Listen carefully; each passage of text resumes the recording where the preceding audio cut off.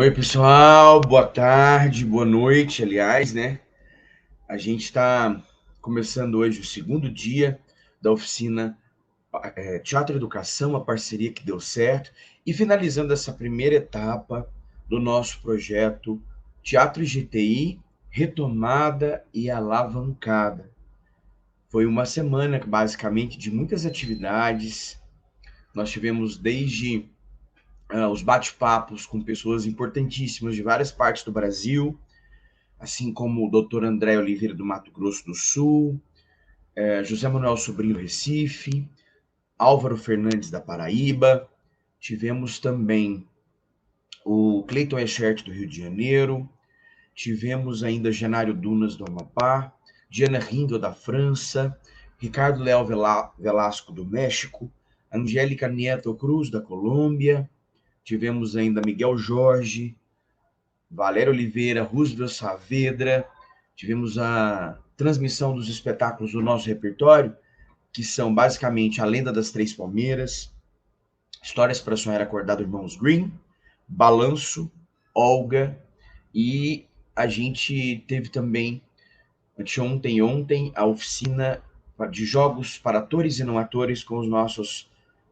integrantes Edson de Oliveira e Edilson de Oliveira. Hoje a gente vai entrar, então, no último dia dessa primeira etapa da transmissão, lembrando para vocês que no dia 1º de julho nós vamos também ter a transmissão do lançamento do livro O que Mantém o Teatro Vivo, de Bruno Peixoto e Robson Corrêa de Camargo, o lançamento do flipboard de histórico do grupo de teatro GTI e também o lançamento do site, e a gente finaliza o nosso projeto Teatro GTI, retomada e alavancada. Hoje, na segunda etapa da oficina, nós vamos tratar um pouco, muito mais profundamente, do tema relacionado com teatro/educação. Lembrando que, como foi dito ontem, teatro e educação são dois campos de conhecimentos específicos. Teatro nunca é ferramenta da educação. Cada um tem as suas linguagens específicas, as suas idiosincrasias, os seus processos, as suas metodologias. Então, é muito importante vocês entenderem que, dessa forma, teatro e educação são campos específicos de conhecimento. Bem, eu vou pedir o pessoal da transmissão, já agradecendo também ao Estúdio Falange, ao Victor Pimenta, ao Manuel Mastrella, agradecer ao Renatinho também, pela transmissão. Vou pedir o Vitor, por favor, para colocar a tela para a gente seguir com o trabalho de ontem na sequência. E a gente vai entrar também numa figura muito importante para o Teatro e Educação. Algumas pessoas gostam do trabalho dele, outras não. Ele fez uma pesquisa nas escolas de Londres, um diretor importante, mas que muita gente acha ele defasado. Eu tenho uma admiração por ele, com a minha carreira, com o meu trabalho como professor, porque ele tem algumas experiências muito interessantes voltadas para a pesquisa na escola, né? Então, a gente vai trabalhar com essa figura chamada Peter Slade. Esse é um cara incrível, assim, sabe?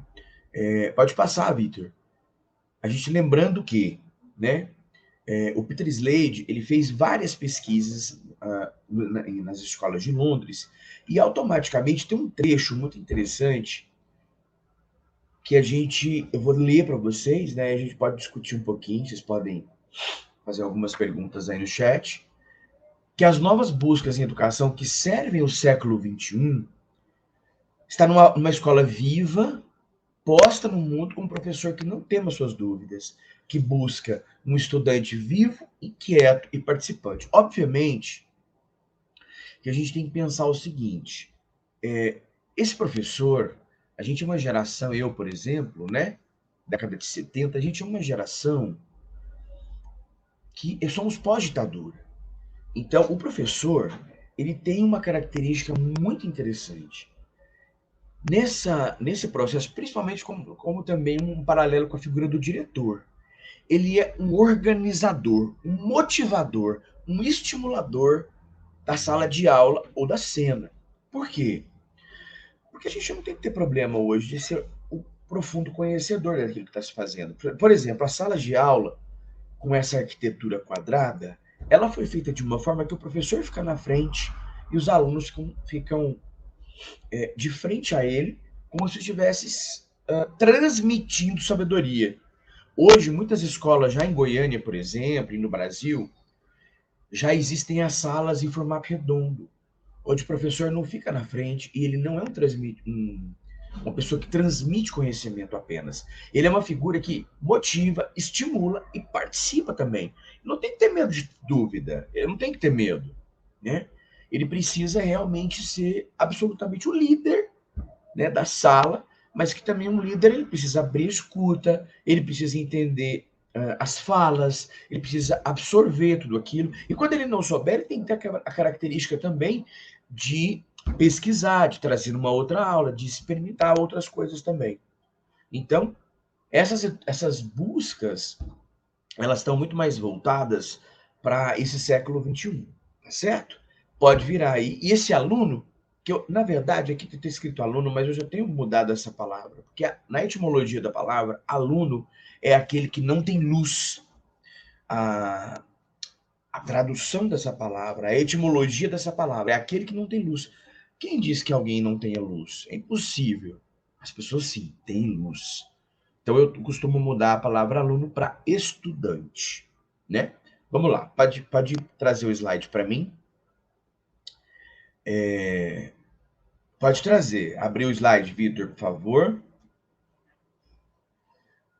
Então, quais foram os problemas que aconteceram? Houve uma implantação da lei tornando obrigatório o ensino de educação artística nas escolas. Essa lei é 5692 de 71. Então, o que acontece? Essa lei vai obrigar as escolas a contratar pessoas específicas da área de educação artística. O que acontece é que automaticamente tudo se implanta no Brasil para depois ver como as coisas vão funcionar. Essa implantação vai ainda mais adiante obrigar as universidades a ter no currículo uma grade de formação para professores de educação artística. Mais adiante dança, mais adiante artes visuais, artes cênicas, enfim, direção, cinema, tudo isso, bem adiante. Então, o que acontece? Essa figura do diretor é a figura da implantação dessa lei vai obrigar as escolas a pegar alguns professores de outras linguagens. É por isso que eu digo arte e educação, ou teatro e educação. São campos específicos. Nenhuma é ferramenta da outra. Então, o que acontece? Nesse movimento todo, o professor, a escola vai pegar esse professor de quê? De português, de história, de educação física, e são pessoas que fizeram formação em outras áreas. A área específica de artes, você precisa de fazer a licenciatura, você precisa de ter a sua licenciatura na área específica.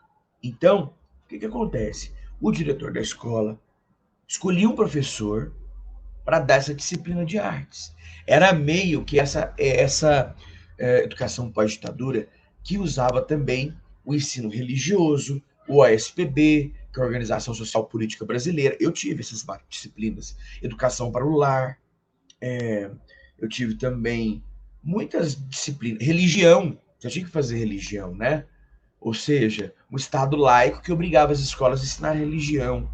Enfim, o que acontecia então? Normalmente resultados catastróficos, né? Porque existe a especificidade do conhecimento, existe esse processo específico e, perdão, existe esses movimentos, essas linguagens, essas palavras específicas que são utilizadas no campo do saber, que são específicos de cada área, né? Então houve um grande problema. Uma outra coisa muito chata que a gente luta muito na sala de aula que está relacionado com o quê? Com as festinhas cívicas do colégio. Dia das Mães, agora dia do indígena, não mais dia do índio, né? Perdão, dia do indígena. Você tinha também a proclamação da República, nós tínhamos Natal. Quem era responsável por essas festinhas? O professor de artes. Porque aí a gente fica pensando um pouquinho assim, será que dentro dos trabalhos manuais, por exemplo, de uma festa junina, um professor de artes, de educação artística, de teatro, de dança da escola, que ficou responsável por cortar as bandeirolas, será que o de matemática, de história, de física também não consegue cortar as bandeirolas também? Consegue. E aí os professores de arte ficaram meio que responsáveis por festinhas cívicas, os eventos que aconteciam na escola. Automaticamente se rebelaram, se levantaram contra isso e todo mundo hoje faz essas atividades, acompanha essas atividades, corta as bandeirolas, né? Então, isso não é só responsabilidade do professor de arte. O professor de arte realmente tem mais habilidade, mas preparar a festinha pode qualquer um pode participar. Cortar bandeirola, cortar papel, fazer bonecos, de colar na parede, essas coisas todas que todo mundo acha que isso é arte. Não, isso aí são colagens, recortes que todo mundo consegue fazer, né? Todo mundo consegue, apesar de que eu não tenho muita habilidade para essa área, né? Eu ajudo alguma coisa, mas acho meio chato. E bato muito na tecla, eu não sou responsável pelas festas cívicas, né? Vamos lá, passou o slide? Esse professor de arte e educação, arte barra educação, né? Ou teatro barra educação, ou dança barra educação, ou cinema barra arte educação, meio ambiente barra educação. É sempre importante, a gente não pode só passar a informação. A educação do século XXI não é só passar, não é transmitir educação, né? Não é transmitir sabedoria. Até mesmo porque existe um processo de troca, de diálogo. E isso é muito interessante, né? A gente precisa, sim, passar um gosto e uma sensibilidade pela arte. A gente tem que fazer com que os nossos alunos, ou melhor, os nossos estudantes, eles tenham um gosto de ir ao cinema, a gente tem gosto de produzir a pintura, a escultura, de fazer os seus espetáculos, de fazer os seus espetáculos de dança, de teatro, enfim. E esse processo de sensibilidade, né, principalmente no BNCC, né, pelos processos curriculares nacionais, pelos parâmetros, né, curriculares nacionais, mais específicos para a área de arte e educação, é importante a fruição, o gosto e a experimentação. Experimentação já dentro de um campo da academia, que é muito forte, muito importante. Experiência no sentido de vivência mais reflexão, né? Ele deve trabalhar o jogo, a brincadeira da criança. Principalmente porque a criança, ela é um ser que joga. Ela é um ser que brinca. O John Huizinga, ele traz uma questão muito interessante, que é um filósofo do Homo Ludens, que ele traz, o homem tem na verdade, ele tem três nomenclaturas que são muito importantes. Além de ser um homo faber, porque ele fabrica coisas para seu uso, e dele ser um homo sapiens, porque ele pensa, raciocina, ele também é um homo ludens. Homo ludens por quê? Porque ele joga. A criança joga. Se você ver a criança em estado de jogo, de brincadeira, ela é muito verdadeira. Ela tem um gosto pela brincadeira. E a brincadeira está inerente ao homem. O homem, ele joga, né? Por exemplo, eu tenho uma máscara aqui dando uma oficina para vocês. Eu tenho uma máscara que eu utilizo para trabalhar com a minha mãe. Eu tenho uma máscara para trabalhar com o pessoal do estúdio que está fazendo a transmissão aqui. Eu tenho uma máscara para trabalhar quando eu estou namorando. Eu tenho uma máscara para trabalhar quando eu estou com os meus amigos. Eu tenho uma máscara para... Enfim, nós performamos o tempo todo. E a performance, ela está muito relacionada, principalmente, com a questão do contato com o outro, com a comunicação com o outro, e de que forma a gente trabalha essas máscaras e a ludificação do cotidiano, que é importante para o professor, né? Essa ludificação. é muito importante você trabalhar o jogo. Aliás, dentro do campo da educação, você trabalha o jogo porque é inerente à criança jogar. E olha só a analogia também, por exemplo, no meu campo de mestrado, onde a gente trabalhava a analogia da performance, dos estudos da performance, dois caras muito importantes no mundo, que foi o Victor Turner, na Inglaterra, que foi um grande antropólogo, e o Richard Schechner, vivo hoje ainda, aposentado da Universidade de Nova York, uma figura que é um diretor de teatro. Eles começaram a perceber que existem campos de analogia na sociedade, na comunidade, que são análogos ao processo cênico, né? Vamos chamar processo cênico porque a gente engloba as etapas das artes cênicas, como é o caso da dança, do teatro, da ópera, do canto cênico, do circo, né? Então a gente performa o tempo todo. Se você vê, por exemplo, na religião, o candomblé, por exemplo, ou um culto evangélico, você percebe que a gente tem o quê? Um pastor ou um pai de santo, que eles estão com indumentárias, com roupas específicas, ou figurinos, igual o ator usa na cena, né? O performer usa na cena. Então ele performa também, porque ele tá. Qual é a essência das artes cênicas? É o homem transmitindo alguma comunicação, se dialogando para que alguém veja. Alguém tem que ver. Se você vê um culto candomblessista e um culto evangélico, você vê que a gente tem um pastor ou um pai de santo performando alguma coisa, um texto, uma bíblia ou as mitologias africanas para uma plateia ver. Isso é a essência das artes cênicas. Então existe a analogia. A gente está performando o tempo todo. O homem performa o tempo todo, né? Ele tem as suas máscaras, ele tem os seus jogos, as suas brincadeiras. Uma das coisas importantes para a gente entender também é que não existe receita para se fazer, né? As coisas. É o caso, por exemplo, do grande diretor russo do começo do século XX, Konstantin Stanislavski, que ele dizia: por favor, não usem as minhas técnicas, não use as minhas formas de trabalhar com os meus atores, porque isso só serve a gente, ao Teatro de Arte de Moscou, num período específico, para um contexto específico. Rússia, começo do século XIX, corpos diferentes, né? Tanto é que ele teve algumas fases de trabalho. Ele teve algumas fases. Primeiro ele trabalhou com psicologismo, né? Ele começou a trabalhar com psicologismo e depois ele trabalhou com o processo de corporificação dessas ações físicas, as partituras físicas, né? E isso é muito, muito, muito importante. Quer dizer, cada grupo de pessoas juntas desenvolvem as suas características específicas e trabalham para aquele tipo de pessoas, com aqueles tipos de corpos, com aqueles tipos de pensamento, com aquele tipo de contexto, né? Isso é muito legal da gente entender. Bem, podemos passar os slides.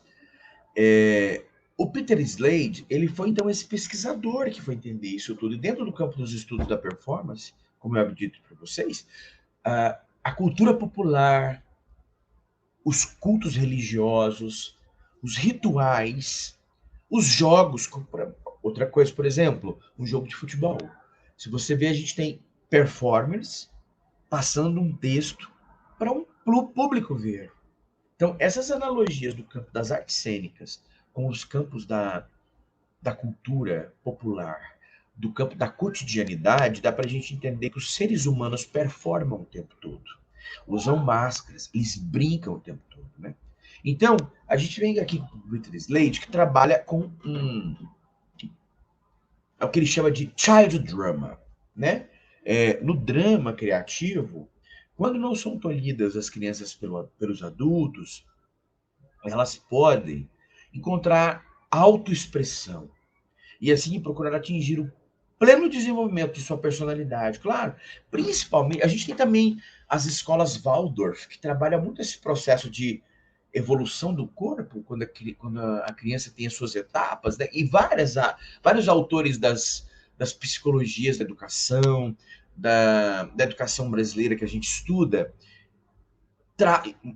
brasileira e mundial tratam de etapas de desenvolvimento da criança. Como você aplica ou transversaliza os conhecimentos dependendo das idades, né? Você vai ver pelas inteligências múltiplas com o Gadamer, é exatamente isso. Ele vai trazer muito isso, o Celso Antunes vai traduzir aqui no Brasil. A gente vai mostrar um pouquinho daqui a pouco ainda sobre esses processos que você verticaliza e atravessa a criança dependendo do desenvolvimento que ela está. 4 anos, 5 anos, 6 anos, 7, 8, 9, 10, 11, até a gente começar a pré-adolescência, onde a gente vai ter essas expressividades todas de evolução da criança, já se transformando num adulto X, né? Muito interessantes esses desenvolvimentos. As palavras mais importantes para o Peter Slade no Child Drama estão relacionadas com amor e deleite, né? Deleite como um prazer intenso. Amor como algo mais puro e sublime, quando você faz com que a criança ela realmente mergulhe no jogo, que ela é verdadeira. Talvez seja isso que o artista procura. Ao invés de ser real ou natural, eu acho que a palavra correta, mais uma vez que eu trago aqui nessa oficina, e agora eu acabei de fazer uma oficina em Macapá, também pelo SESC, que eu acho que a palavra mais interessante hoje que para um artista é ele ser verdadeiro. Acho que é a palavra, né? Verdadeiro. Com aquilo que ele acredita, com aquilo que ele quer passar, com o seu discurso, com o seu contexto. Ele ser real no sentido de verdade. Trazer essa verdade. Aí sim se tornar real, se tornar presente, né? O ator estudante, ele deve vivenciar a personagem.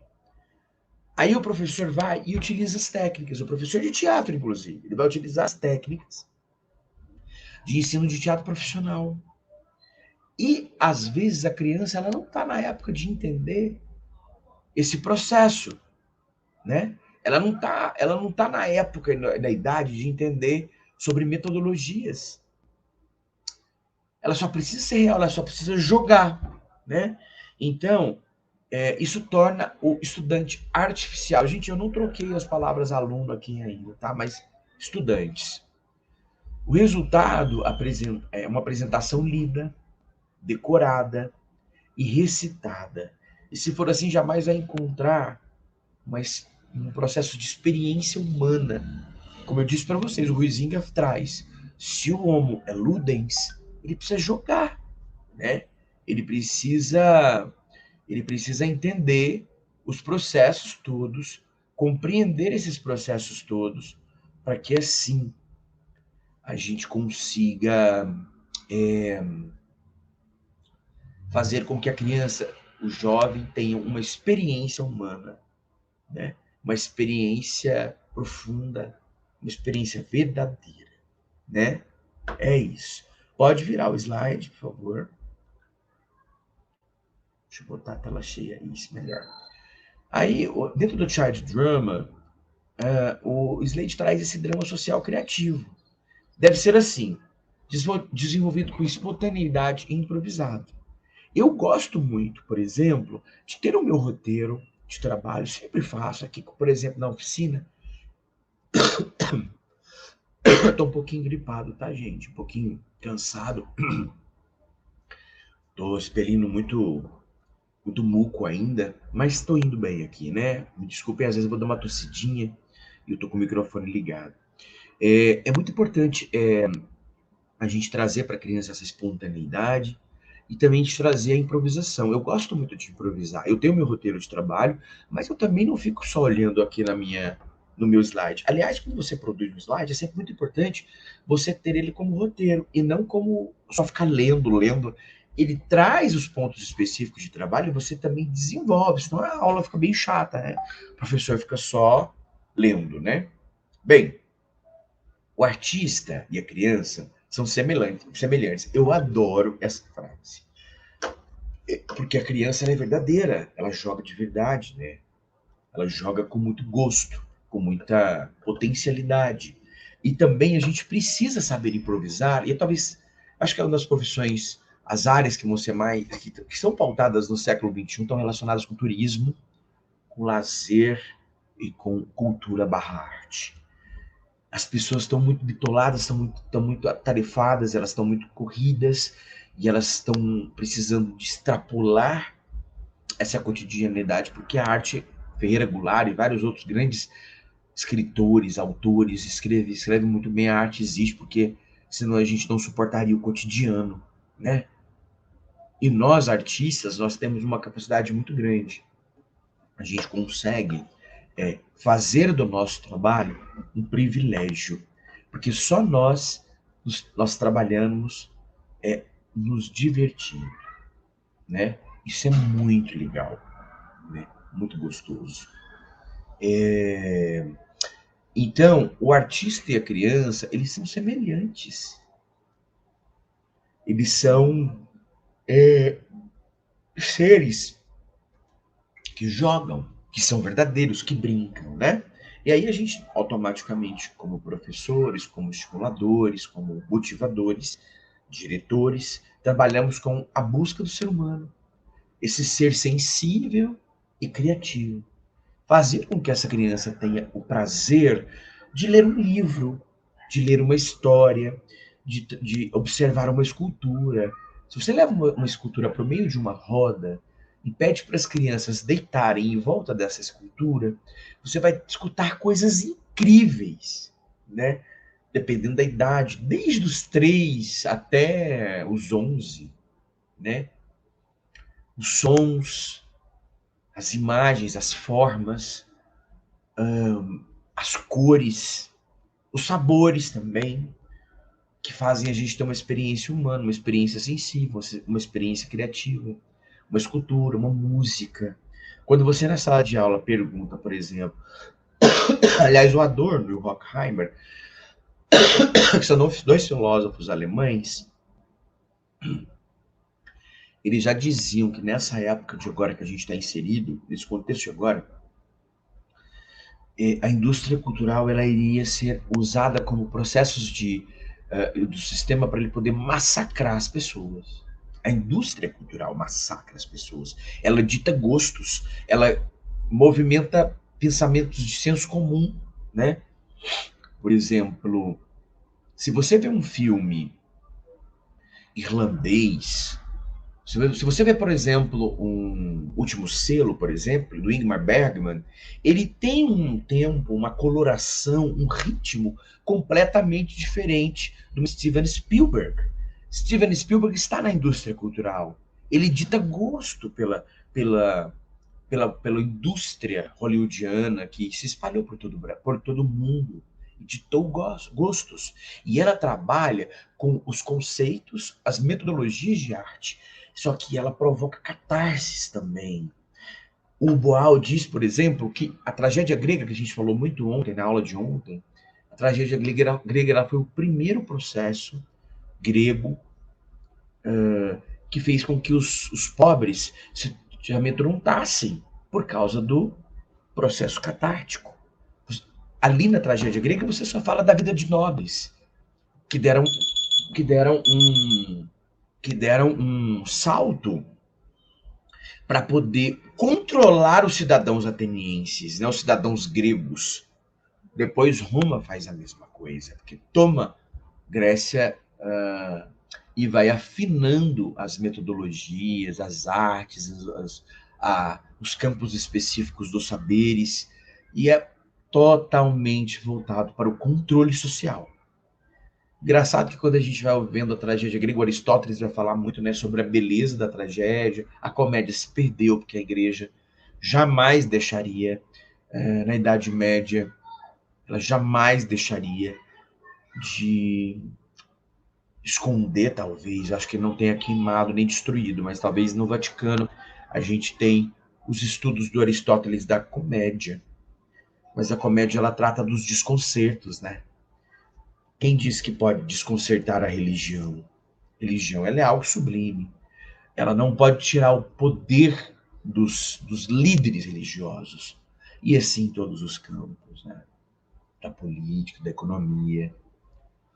E aí o Adorno e o Horkheimer vão dizer que nesse momento agora, a indústria cultural ela iria ser a cerceadora e da construção do gosto coletivo. É o que o Nelson Rodrigues dizia muito, a unanimidade é burra, né?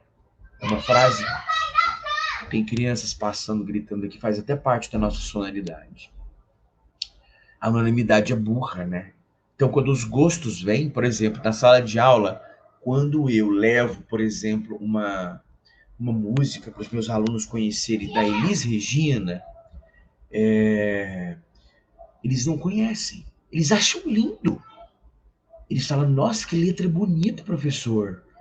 Nossa, o Chico Buarque, nossa, que letra linda. Que fala isso? Aí quando você vai contar para eles vão pesquisar, eles vão olhar.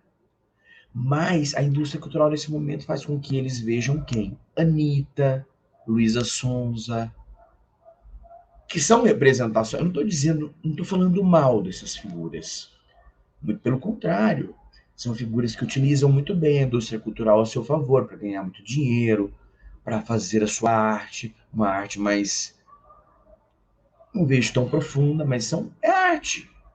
É arte.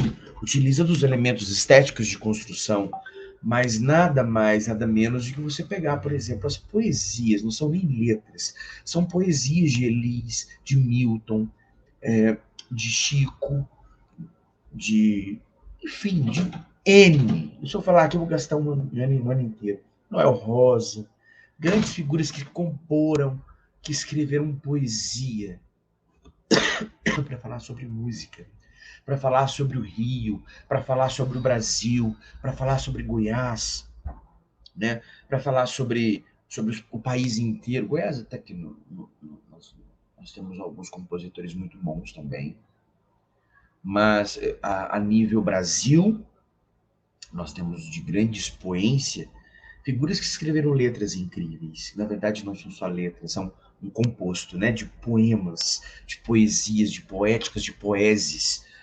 Hoje a gente tem batidas que eu acho que elas entram para hipnotizar. O Adorno e o Horkheimer dizia isso. Cuidado com a indústria cultural. Ela vai ditar regras e vai fazer o controle da população. Você vê, por exemplo, os países de terceiro mundo, que o Boaventura fala, o sul geográfico. O Boaventura, um grande escritor, pesquisador de Portugal, né? Ele traz esse movimento, né? Por exemplo, esses países do terceiro mundo, eles não têm investimento na educação, na cultura barra arte, porque eles querem controle. E pessoas que fluem, que se sensibilizam, elas criam levantes, né? Então é muito melhor se transformar a população em zumbis culturais, em zumbis que elegem e zumbis que servem, que seguram a pirâmide, né? A pirâmide social. Então, pode passar, Vitor, por favor. Esses princípios gerais que a gente traz, o jogo sendo um comportamento real dos seres humanos, é uma preocupação real do professor, né? Do professor de teatro, visto que aqui a gente está falando de arte, de teatro e educação. Né? O teatro utilizado em seus campos específicos dentro da educação. Ou melhor, junto com a educação. Desculpa. Através do jogo, o que a criança faz? Não só a criança não, gente. A gente também é adulto. A criança, ela joga, ela pensa, ela relaxa, ela trabalha, ela lembra, ela ousa, ela cria e ela absorve. Existem os momentos corretos de você trabalhar, educar, jogar, brincar, tudo isso. Importantíssimo para a criança, né? O professor de teatro transversaliza isso. No jogo, você tem que oportunidade, encorajamento, que são conscientemente oferecidos por uma mente adulta. Aí, Olha a responsabilidade, educador e pais. Porque a escola, ela vai funcionar com a extensão da casa, e a casa com a extensão da escola. Educador e pais trabalhando juntos para a formação do caráter do ser humano. É muito importante essa mão dupla, né? Porque o que significa drama? Eu faço, eu luto. A criança nos primeiros anos, ela não consegue definir o termo teatro como plateia e ator. Tanto é que a criança, ela fica de costas para conversar com a outra. Não adianta você obrigar a criança a ficar de frente para a plateia. Ela vai virar de costas, porque ela volta o corpo dela todo quando ela está falando. Então, é muito complicado a gente trabalhar a técnica profissional com as crianças. Elas precisam jogar. O universo do jogo é o universo que ela conhece, que ela vive aquilo realmente, melhor, verdadeiramente. E esses elementos estruturais do teatro não podem ser impostos pelos educadores, certo? Impostos não, principalmente por conta das festinhas cívicas. O diretor chega e fala: nós temos que fazer uma peça para o Dia das Mães, uma semana antes. A professora de teatro fica enlouquecido. Não é assim, gente. Nós temos que entender e movimentar esse processo de acordo com a nossa realidade. Pode passar, Vitor. Passando o slide. Esses princípios, ele trabalha com dois processos, absorção e sinceridade. O que é isso? O Peter Slade, tá, gente? Absorção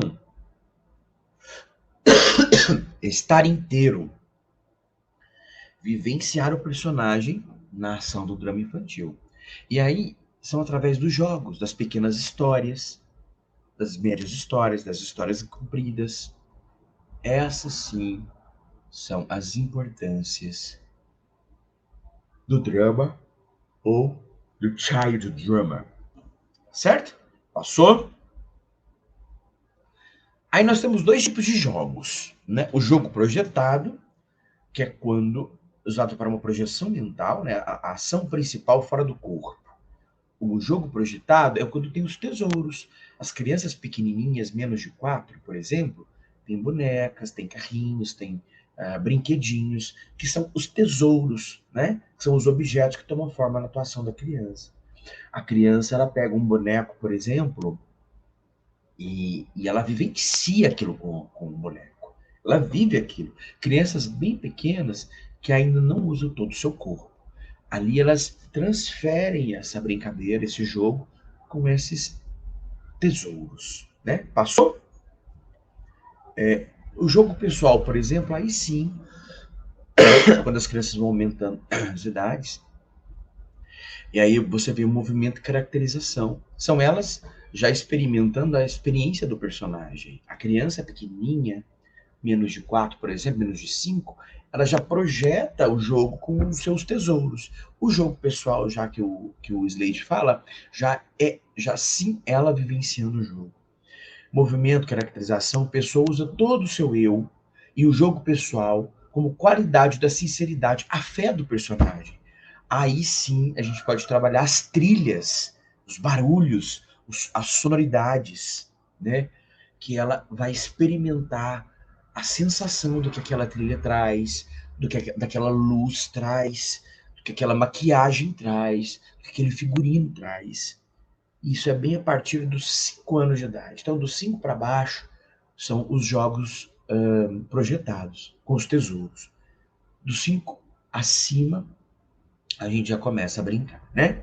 As formas recorrentes, a gente vê aí, ó, a forma predominante das crianças. O círculo está, o bebê, por exemplo, ele caminha, saltita, gira no mesmo lugar, especialmente em poças d'água, a dança, né? Dos 5 aos 7 anos, a antiga pré-escola aparece o verdadeiro grande círculo cooperativo, onde quase todos participam, o círculo cheio com todos correndo em volta. Em torno dos 7 anos, estágio dos bandos e turmas, pois os companheiros são parte importante da vida nessa etapa. A turma se desenvolve em torno de um líder. Círculos dividem-se em círculos menores. 11 aos 13, o círculo em diversas variações podem ser vistos. Inclinação genuína para o teatro como conhecemos, a aplicação, né? Palco tablado, amplo espaço para movimentação, não obrigatoriamente. Degraus, liberdade de movimento. Passou? Aqui dá para você ver, ó. Esses pontinhos são crianças brincando.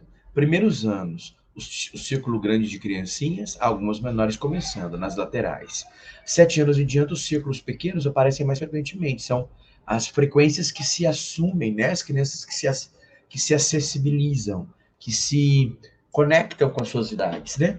E depois, a cerca de 13 anos, no formato de uma língua, o palco é usado às vezes, mas há um fluxo forte para o palco e para fora dele. Essa é a forma de língua, que é a forma que o Slade vê da aplicação do teatro enquanto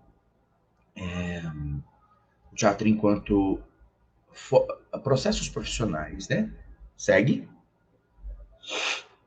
A forma espiral, por exemplo, no primeiro ano, antiga pré-escola, os jogos de correria, né? Criança soltou pro recreio, correria. As crianças correm para a esquerda. Olha isso, que legal. As crianças correm para a esquerda com o coração voltado para o meio, possivelmente porque sua perna direita é mais forte. São as lateralidades. Essas lateralidades que vão se desenvolvendo, né? A forma de S, por exemplo, primeiro e segundo ano, jogos de correria correm de braços abertos, como asas, e observando o som dos pés, procurando um clímax. Sempre a criança faz esse jogo de correria, correndo e dançando, estáticas de êxtase, de alegria. Um momento de brincadeira, de correria, de processos de construção simbólicas, né? O corpo inteiro vivenciando aquilo tudo. Vamos lá? Segue. Formas recorrentes, né? Aí, quando as salas são pequenas, normalmente nas escolas estruturadas nesse tempo de agora, a gente não tem salas específicas. Quando eu trabalhava no Colégio Agostiniano Nossa Senhora das Flores, ó. Nossa Senhora das Flores é um texto incrível. Nossa Senhora de Fátima, aqui na Praça do Avião, lá sim já tem muitas salas específicas, um colégio muito rico, mas as escolas estaduais e municipais que a gente trabalha, as salas são cheias de carteiras, a gente tem que tirar, tem que abrir, tem que movimentar, porque percebe-se um círculo de 3/4. É uma tentativa da criança de formar um círculo completo. Noção de mapa, espaço e oportunidade, beleza no fluxo do movimento. Então, a gente está trazendo essas formas que recorrem, né? Essas salas são muito pequenas, normalmente, arrasta a carteira. E ali a gente vai formar os círculos de 3/4. Crianças, passem fazendo silêncio. Aí sim a gente tem a beleza no fluxo, no movimento, né? Enfim, passou. Nossa, eu tô com uma tosse horrível, né, gente? Relação drama. Um fato interessante, a pintura e o desenho, por exemplo, melhoram significativamente com essa percepção do espaço. Na medida que cessam as colisões nesses jogos de correria no recreio, melhoram seu desempenho na composição pictórica. Olha isso. Pintura, desenho. A criança percebe a diferença entre massa e espaço, experimentada em 3 dimensões. Quer dizer, horizontalidade, verticalidade e profundidade. A gente está numa terceira dimensão com mente segunda ainda, né? A gente está precisando de profundidade. E o sistema trabalha essa falta da profundidade. Olha isso que interessante. Mas a gente já experimenta, né? Mas a mente está em segunda ainda. A prática do drama, estou falando isso sobre como uma regra, tá, gente? Isso é um pensamento meu. A prática do drama faz com que as crianças vivenciem isso, né? Essa experimentação. Um fato interessante, né? Vamos lá, Vitor? As crianças começam a distinguir o espaço, começam a querer vivenciar o seu drama num sentido emocional e estético. Atingem a equidistância, precursora do que é chamado composição, onde massa, cor e espaço são arranjadas mais proposital intelectualmente. Essa equidistância, quando a criança começa corporalmente a deixar de colidir nos jogos de correria, ela vai começando é importante que o professor comece a trabalhar e vivenciar o drama no sentido emocional e estético. Ela vivenciar esses personagens. Aí sim, a gente tem um mergulho mais profundo. O drama, jogo dramático infantil, no caso do Peter Slade, é uma forma de arte por direito próprio, a qual deveria ser reconhecida, alimentada e desenvolvida dentro da escola. Não só pensando no professor de teatro, teatro educação, de dança educação, de cinema educação, de circo educação, como um professor que apenas trabalha nas festinhas cívicas. Então, por isso eu bato na tecla. Cada arte é específica e a educação também é específica. Tá certo? Pulou. Mais uma. Agora tem uma parte muito interessante que é voltada para o que os pais podem fazer para ajudar. Como esse processo muito específico da mão dupla que tem entre pais e professores. Atitude geral dos bebês. Olha só. Bebê, o amor que a gente trabalha com esse bebê, né? Querido antes e depois do nascer, a grande maioria. A gente está falando que tem outras coisas que acontecem que são exceções, né? A grande maioria, culturalmente, é que esse bebê, quando está na barriga da mãe, está sendo muito esperado, está sendo muito almejado, aí ele nasce, né? E aí, quando nasce, foi feitas. Esse processo todo foi feito para a sua necessidade e não para capricho sentimental dos pais. Então, cuidado quando o pai veste muito essa criança empiriquitada, quando ele acha que a menina quer fazer balé. Eu tenho vários casos específicos, por exemplo, de pais que querem que o filho jogue futebol, vire jogador de futebol, ou os pais querem que a menina vire bailarina clássica de ponta, porque ela não conseguiu fazer isso. Cuidado, pais, porque isso não pode ser um desastre, tá? Ter um equilíbrio de afeição com essa criança. Não tentar ser santos, porque o que acontece? É interessante, né? Porque o pai e a mãe, eles sempre são figuras que educam, que se tornam ícones para as crianças. E a gente tem que entender que. Só um pouquinho, tá, gente? Eu pedi às crianças aqui um silêncio.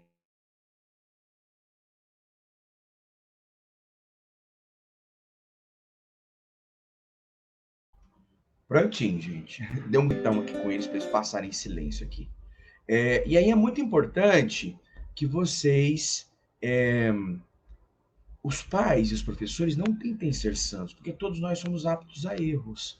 E quando a criança se frustra, quando o pai erra ou quando a mãe erra, e quando aquilo foi dito como uma característica dos dois, que eles jamais erram, a criança entra num processo psicológico muito complicado, né? Estabelecer um padrão constante e equilibrado de personalidade, de comportamento. Falar para as crianças realmente, olha, o papai e a mamãe erram também. Nós somos seres humanos, a gente tropeça, mas a gente se levanta. E talvez a gente se levanta juntos, né? O pai, a mãe, o filho. Trabalha um coletivo, uma ajuda mútua, que é o que nós mais estamos precisando agora, né? Conseguir obediência, então são pequenas regras. A mãe, a maior parte da orientação, e o pai, a autoridade final. Isso culturalmente, né? Não fraquejar sob pena de perda da confiança. Quando o pai fala não, ou a mãe fala não, cuidado com a intenção desse não, ou a intenção desse sim. Cuidado. O sim e não precisa ter convicção. Cuidado com os sons de voz. Então, a criança ela começa a ter os jogos de sobrevivência dela. Por exemplo, o pai fala assim, a criança pede assim, pai, eu posso ir ao cinema? Ou para a mãe, ela fala, não, meu filho, não é muito legal. Ela já está falando assim, pode insistir que eu vou deixar. É o tom de voz, é a subliminaridade daquela comunicação. Então, cuidado, tá? Pode passar? O que os pais podem fazer para ajudar? Deixar essas crianças se sujarem em algumas formas de jogo. Tá limpo pode ser uma autossatisfação da mãe. Existe hora para você sujar as crianças, se sujarem, brincarem com barro, brincarem com tudo. É hora para ela estar limpa, né? Diga encorajando. Mamãe, me ajuda a fazer isso. Por que você não experimenta sozinho? Vamos tentar? Né? Tentar é uma palavra complicada também, né? Tentar. A gente precisa estimular, a gente precisa conseguir. A gente dá conta, né? Então, experimenta fazer sozinho. No lar, um senso de comunidade, segurança, de diversão, parceria. Pensar. Tentar entender como você reagiria se estivesse no lugar da criança. Sua forma de realizar o pensamento, a sua forma de arte. Se eu fosse um dragão voador, eu faria isso, eu diria aquilo. E criança fala, eu sou um detetive particular, ou eu sou um dragão voador, eu sou um urso feroz. Então ela brinca, ela vive aquilo, né? No jogo projetado, no jogo pessoal, a começa em casa com os pais e o professor transforma dentro da sala de aula. As crianças projetam os seus tesouros no jogo, né? Ela brinca, vive aquilo. E no jogo pessoal, os pais também podem ajudar juntamente com os professores, né? Então sigamos. Permita ruídos estrepitosos de vez em quando. Não arranque nada das mãos da criança, puxando, sabe, com força. Crianças gostam de som, experimentando cadência, ritmo, clímax, montar instrumento com latas, grãos, cartolina, madeira, né, para elas fazerem som, brincarem.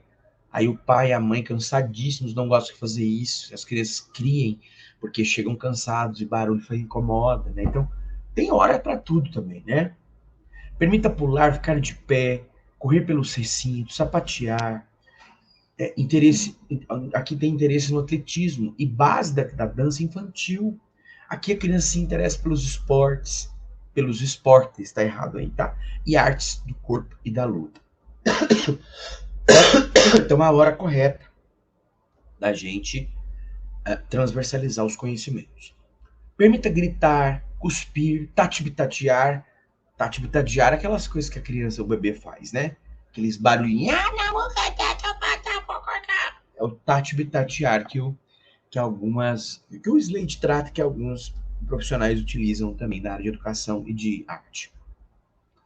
Então as crianças aqui, elas forçam e promovem as forças dos pulmões, a sensibilidade do palato, o avanço da dicção e a linguagem falada. Não fale palavras erradas, tipo, a mamãe gosta do bebezinho, porque o bebezinho é querido dela. Essas coisinhas, não, fala a palavra correta, né? Não é querido, né? Senão é a síndrome do cebolinha, né?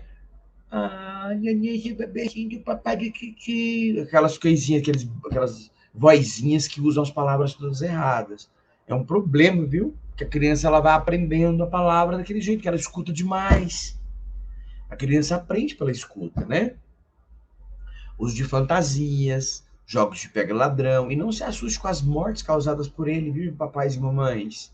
Segundo o Slate, e segundo algumas partes do psicodrama, do Moreno, olha só, isso é um adversário imaginário, e assim ele vivencia a luta da vida, a livre competição em que vivemos. Isso aqui é meio pesado, né? A gente pensar sobre isso aqui é bem forte, porque a criança, ela trabalhando com as armas imaginárias, quando ela mata o ladrão imaginário, ela na verdade está começando as lutas internas contra os inimigos internos. Eu não quero nem entrar sobre isso, eu acho isso assim, tem pano para manga para a gente discutir. Eu não sou um profundo conhecedor dessa área de psicodrama, de psicologia infantil, mas é interessante a gente ouvir isso porque faz muito sentido, né? Permita jogar com as outras crianças, assim desenvolvendo a tolerância, brincando juntas e tendo convívio social. Passou? Alguns não façam. Brinquedos caros. Gente, brinquedo caro. Tem hoje brinquedos que a criança liga o carrinho e ele faz tudo. Ele buzina, ele tem sirene, ele tem. Ele sobe a escadinha, ele levanta os pneus. A criança fica só olhando. A minha época, A minha geração brincava no quintal, no terreiro, como os avós falavam, né? Criavam as fazendinhas na terra. Brincavam, por exemplo, no gramado, cavavam, tinham carrinhos que faziam de sabugo de milho, faziam de pedras, de coquinhos, de bonecas de milho seco, com aquele cabelinho. Mas agora é Free Fire, é tecnologia. Bem, respeitemos o contexto de agora. Mas é importante também a artesanalidade, ou a qualidade daquilo que é artesanal, né? Tinta, papel, coisa mais simples, pipas, carrinhos artesanais, fazendinha na terra, deles felicidade. Não observar apenas os brinquedos. Deles construção, criação. Nada de exibição e atenção excessiva, tá? Não imprima ainda público, isso causa acanhamento. A criança se torna mais nervosa e se torna mais tímida, né? Não force a criança a participar, encoraje-a. Principalmente, gente, a criança está aprendendo violão. Aí ela aprende ou piano, por exemplo, aí ela aprende uma música. O pai e a mãe não vê a hora de ter um evento na família para mostrar o talento da filha. Porque o que ele não teve, ele quer mostrar na filha ou no filho. Cuidado, pais. A criança pode não estar preparada para enfrentar o público na hora que você queira, mas na hora que ela ache e julgue necessário. Que ela se sinta capaz, confiante.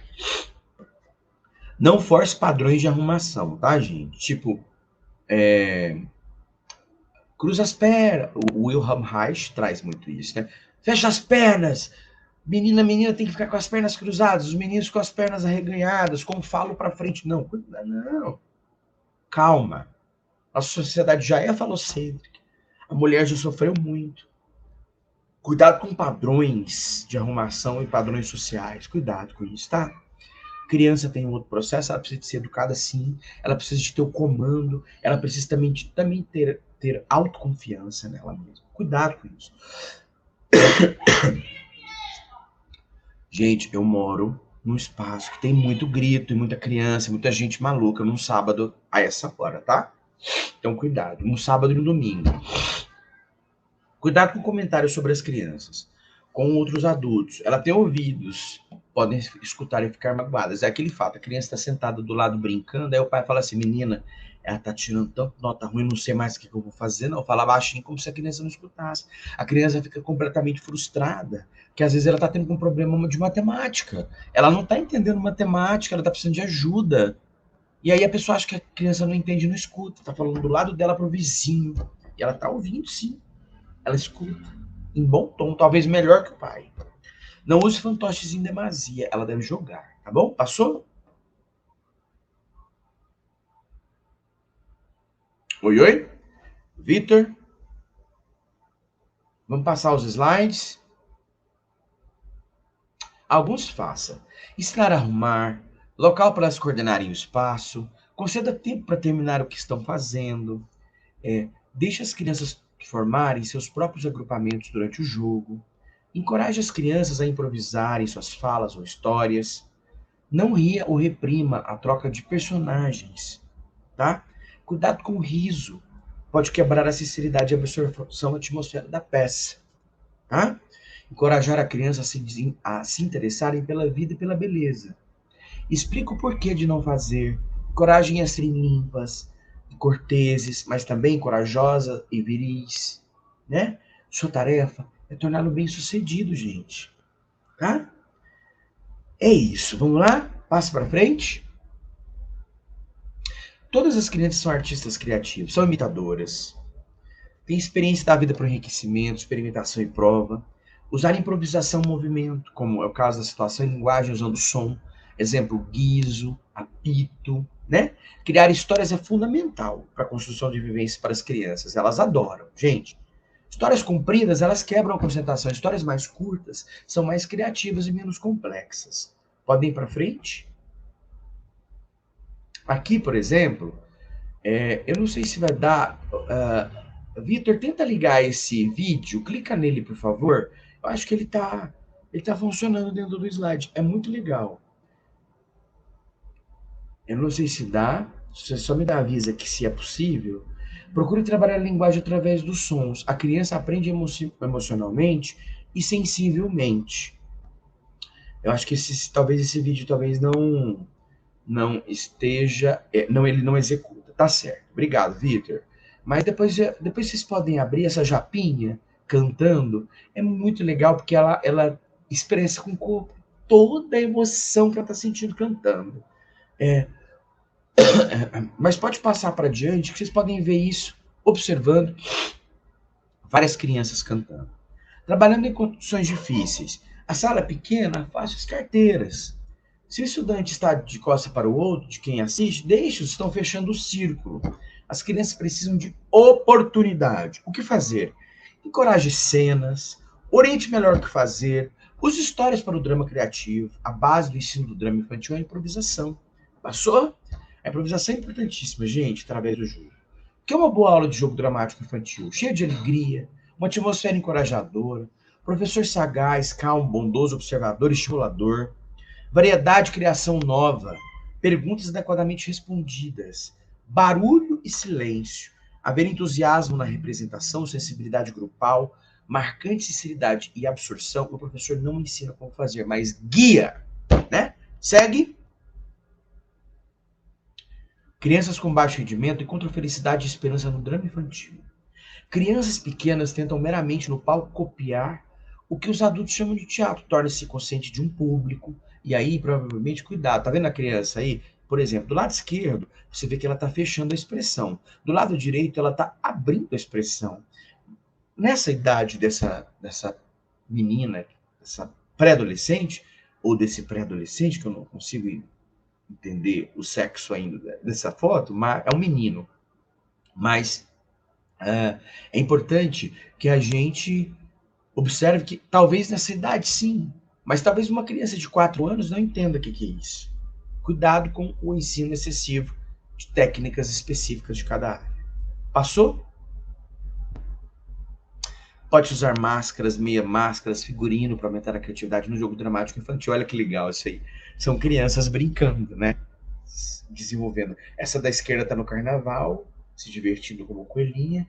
É do lado direito brincando numa festa infantil que teve pintura no rosto, do qual ela trabalhou elementos infantis, né? Elementos do palhacinho e tal, que são tão super sinceras, super brincalhonas, né? Passou? E aí vemos as inteligências múltiplas, que é o Gadamer, né? Howard Gadamer. A palavra jogo vem de jogo, que significa gracejo. É um divertimento, brincadeira, passatempo, sujeito às regras que devem ser observadas quando se joga, né? O estímulo é o alimento das inteligências. Jamais compare o progresso de uma criança com a de outra. Não confunda a velocidade na aprendizagem com a inteligência. Cada uma tem seu tempo. Passou? Aí nós temos os quadros. Eu não vou ler os quadros, mas aqui dá para a gente ver a faixa. Ó, do lado esquerdo a gente vai começar a inteligência, por exemplo, lógico, matemática, sinestésico corporal. A faixa etária, 2 anos, 3, 4. Perde o brilho por volta dos 10. 4 meses, 6 meses. Aqui a habilidade e alguns estímulos possíveis. Se vocês pegarem os jogos das inteligências múltiplas, né? Você vai ter tudo isso. Então é importante para os professores e também para os pais. Passou? A mesma coisa, a inteligência linguística, a inteligência musical, né?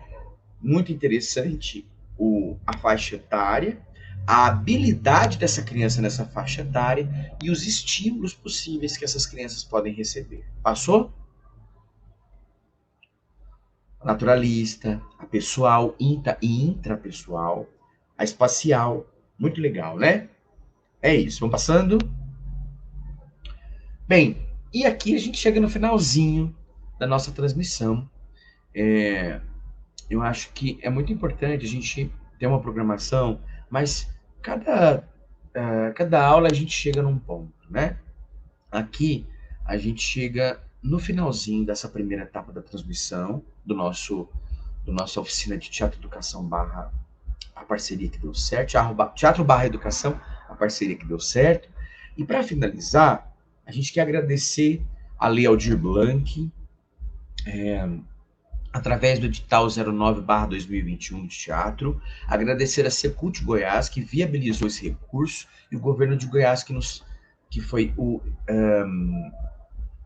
elo, né, de trabalho para a gente fazer essa primeira transmissão, primeira leva de transmissão desse projeto GTI Retomada e Alavancada, né? Aqui a gente finaliza esse primeiro, chamando vocês para o dia 1º de julho, que a gente finaliza totalmente o projeto. Vai ser na livraria Palavrear, tá? A partir das 19 horas.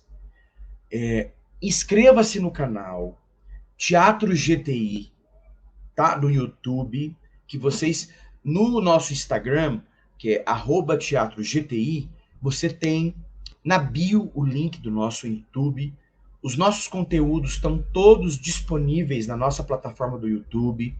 Sigam também o nosso Insta, @teatrogti, o meu pessoal, @Bruno Peixoto, 1810. Estejam junto com a gente das novidades. Agradecer também o Basileu França, que vai participar com a gente desse dia 1º de julho, na Livraria Palavrear.